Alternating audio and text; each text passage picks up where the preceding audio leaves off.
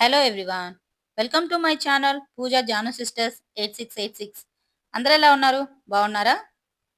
ఈరోజు ఈ వీడియోలో మునక్కాయ టమాటా రసం ఇష్టం లేని వాళ్ళు ఎవరైనా ఉంటారా? సో మునక్కాయ రసం చాలా బాగుంటుంది, టేస్టీగా ఉంటుంది. ఇప్పుడు ప్రాసెస్ అయితే చూపిస్తున్నాను చూడండి. ముందైతే పొయ్యి మీద ఒక గిన్నె తీసుకొని దాంట్లో వాటర్ అయితే వేసుకోండి. మునక్కాయల్ని చిన్న చిన్న పీసెస్గా ఇలా కట్ చేసుకొని వాటర్లో వేసుకోండి. అలాగే 3 టమాటాలు కూడా కట్ చేసుకొని దీంట్లో వేసేసుకొని కొంచెం సాల్ట్ అయితే వేసుకొని చక్కగా బాయిల్ చేసుకుందాం. ఇవి బాయిల్ అవుతూ ఉంటాయి. ఇక్కడ నేను చింతపండు అయితే తీసుకున్నాను, ఒక నిమ్మకాయ సైజ్ అంతా. 2 సార్లు వాష్ చేసుకొని మళ్ళీ హాట్ వాటర్ అయితే పోసుకున్నాను. అది నానిపోతూ ఉంటుంది. ఇక్కడ మునక్కాయలు టమాటాలు కూడా బాయిల్ అయిపోతున్నాయి. ఇది ఒకసారి మనం చెక్ చేసుకుందాము ఎంతవరకు వచ్చింది అనేది. మునక్కాయలు టమాటాలు కూడా హాఫ్ అయితే బాయిల్ అయిపోయినాయి, ఇంకా బాయిల్ అవ్వాలి. టమాటాలు కూడా ఇవంతా కనీసం ఒక 20 మినిట్స్ అన్నా పడుతుంది మునక్కాయలు టమాటాలు బాయిల్ అవ్వటానికి. చూడండి ఇంకా బాయిల్ అవ్వాలి. సో ఇవి బాయిల్ చేసుకొని పక్కన పెట్టేసుకుందాం. ఇవైతే బాయిల్ అయిపోయినాయి. ఇప్పుడు దీంట్లో నుంచి టమాటాలు అయితే సపరేట్ చేస్తున్నాను నేను. టమాటాలు మనం డైరెక్ట్గా అయితే రసం చేసుకోలేం కదా. టమాటాలని ఒక బౌల్లోకి అయితే తీసుకుంటున్నాను. మొత్తం అయితే చక్కగా బాయిల్ అయిపోయినాయి. మునక్కాయలు కూడా బాగా బాయిల్ అయిపోయినాయి. టమాటాలని సపరేట్గా తీసుకోండి.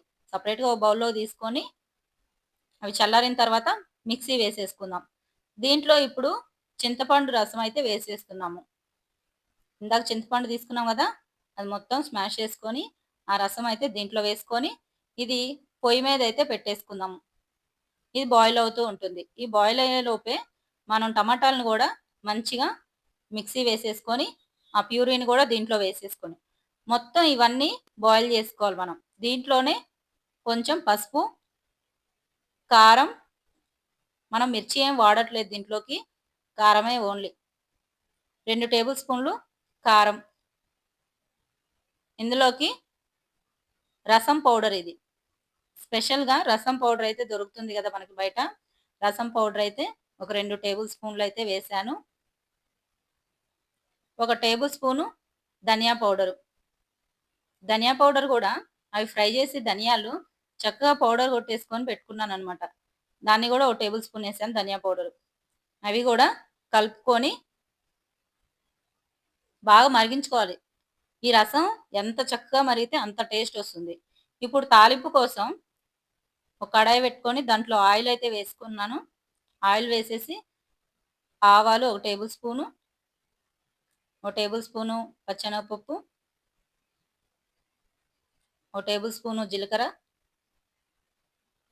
దీంట్లో వెల్లుల్లి తీసుకుంటున్నాను నేను. వెల్లుల్లి చిన్న చిన్న పీసెస్గా కట్ చేసుకొని వేసుకున్నాను.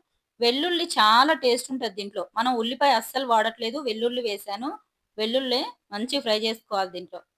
దీంట్లోనే కొంచెం కరివేపాకు, ఇవన్నీ వేసిన తర్వాత ఫ్రై చేసుకోండి. వెల్లుల్లి ఫ్లేవర్ అనేది ఈ రసంకి చాలా టేస్ట్ ఉంటుంది. ఉల్లిపాయ మనం వాడట్లేదు ఇందులోకి, వెల్లుల్లితోనే ఈ రసం చాలా టేస్ట్ ఉంటుంది. ఉల్లిపాయ వేసిన రసము టేస్ట్ వేరే, వెల్లుల్లితో చేసిన రసం టేస్ట్ వేరే ఉంటుంది. రెండు డిఫరెంట్ డిఫరెంట్గా ఉంటాయి. ఇక్కడైతే చక్కగా ఫ్రై అయిపోయింది. ఈ ఫ్రై అయిన మొత్తాన్ని బాయిల్ చేసుకున్న రసం ఉంది కదా, దాంట్లో వేసేసుకోండి. మొత్తం అయితే వేసేస్తున్నాను తాలింపు.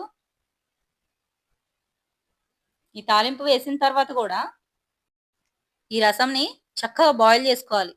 మనం ఎంత చక్కగా బాయిల్ చేసుకునే కొద్దీ కొంచెం చిక్కబడుతుంది కూడా.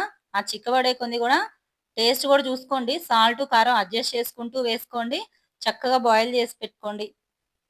ఇంతే అండి, మునక్కాయ రసం చాలా టేస్టీగా ఉంటుంది వేడివేడి అన్నంలోకి. నచ్చిందా వీడియో? నచ్చితే లైక్ చేయండి, షేర్ చేయండి, కామెంట్ చేయండి. Thanks for watching. See you soon next video. Bye.